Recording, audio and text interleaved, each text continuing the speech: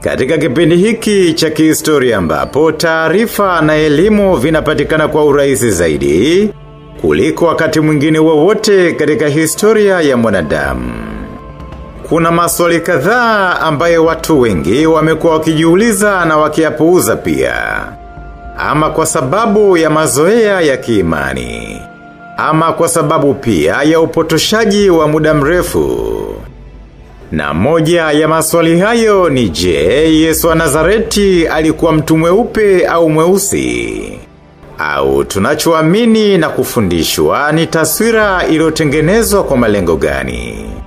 Kisiasa, kijiografia au kisaikolojia? Makala hii hailengi kubeza imani ya watu bali inatoa nafasi ya tafakari ya kina juu ya historia ya kweli. Utambulisho wa watu na namna jamii zilivyopokea au kulazimishwa kupokea mifumo ya kiimani iliyowasilishwa kwa sura fulani ya kiutawala au kikoloni. Hivyo basi Yesu tunayemjua ni wa taswira gani? Katika Biblia takatifu hakuna andiko hata moja linaloelezea kwa undani sura ya Yesu, urefu wake, rangi ya ngozi yake au nywele zake. Jambo ambalo linaacha nafasi ya tafsiri mbalimbali. Lakini tunachojua ni kwamba kwa karne nyingi Yesu ameonyeshwa kupitia picha na sanamu kama mwanaume mweupe, mwenye macho ya bluu, nywele laini za kahawia, yani kwa ufupi umbo la mtu mwenye asili ya Ulaya kaskazini au mashariki. Taswira hii ndiyo iliyoenea kote duniani. Kuanzia makanisani, vitabu vya watoto, filamu, misalaba na hata kwenye ndoto za watu wengine wanazoota. Lakini swali linabaki kuwa, je, hiyo ndiyo sura halisi ya Yesu Kristo aliyeishi zaidi ya miaka 2000 iliyopita kule Mashariki ya Kati? Wana historia wengi na watafiti wa maandiko ya kale wamekuwa kijaribu kurejesha picha halisi ya Yesu kulingana na muktadha wa kijiografia, kiasili na kijamii wa wakati huo. Kwanza ni muhimu kukumbuka kwamba ni kweli kwamba Yesu Kristo alizaliwa Bethlehem, eneo ambalo leo ni sehemu ya Palestina au Israel. Na wakati huo watu walikuwa wakiishi kwenye maeneo hayo walikuwa na ngozi ya kahawia au nyeusi, nywele za afro au za kijani, na sura za ujumla za watu wa jamii ya Semiti, yani si wazungu wenye asili ya Ulaya kabisa. Yesu alitoroshewa Misri akiwa mtoto. Na Misri ya wakati huo haikuwa nchi ya Waarabu kama ilivyo leo, bali ni ya Waafrika weusi, yani wa Misri wa kale. Hii inatuleta kwenye swali la msingi. Kama Yesu alikuwa mzungu mwenye ngozi nyeupe, angewezaje kujificha Misri bila kugundulika na wenyeji wa maeneo hayo? Ni sawa na mzungu wa kutoka Ulaya kujaribu kujificha Kongo au Nigeria leo, ni jambo gumu kufanikiwa bila kugundulika, si eti Tuachane na hilo. Mbali na Biblia tunayoijua, kuna maandiko mengine ya kale ambayo hayakujumuishwa kwenye Biblia ya sasa, lakini yalihifadhiwa katika baadhi ya jamii kama vile Ethiopia na Misri. Haya ni pamoja na kitabu cha The Dead Sea Scrolls, maandishi ya Kiyahudi ya kale yaliyopatikana kwenye mapango ya Qumran.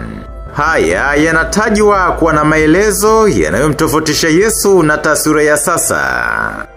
Lakini pili, Apokrifa ya Ethiopia.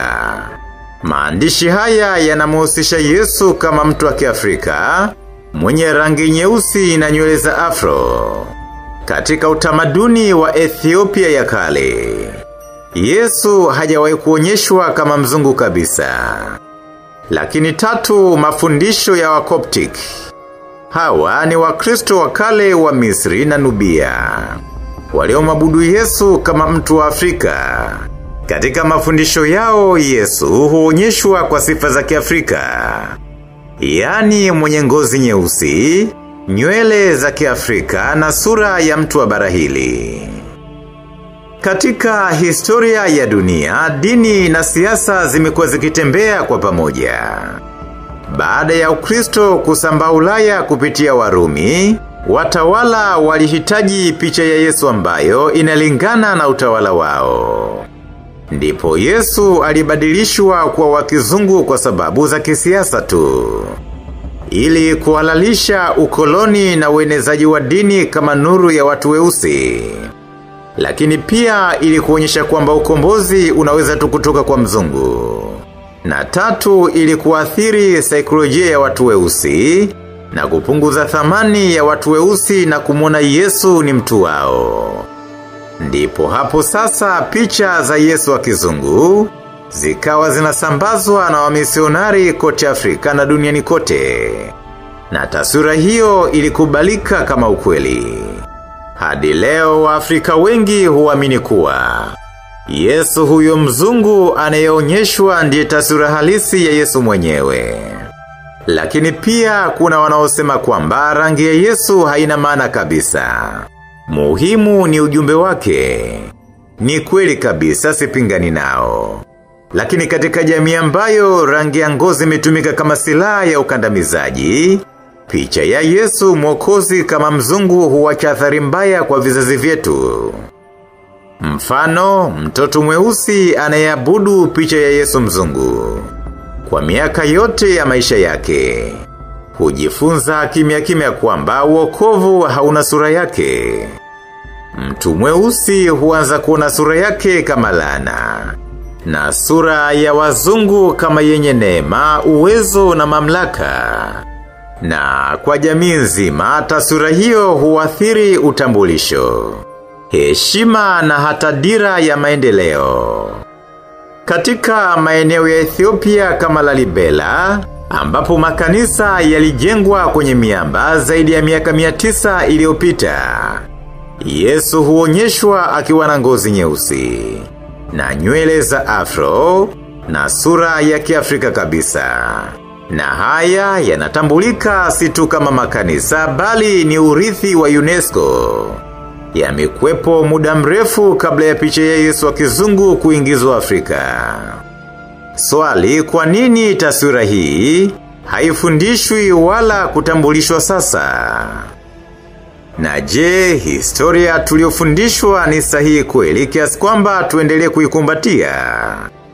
Na je, tunaabudu imani au tunafuata picha iliyowekwa kwa manufaa ya wengine? Na mwisho ni je, ni wakati sasa kwa Waafrika kujifunza historia ya uhalisi, au kuona kuwa hata wokovu unaweza kuwa wa hata taswira yao? Na kutakia tafakari njema. Mimi naitwa Ananias Edgar.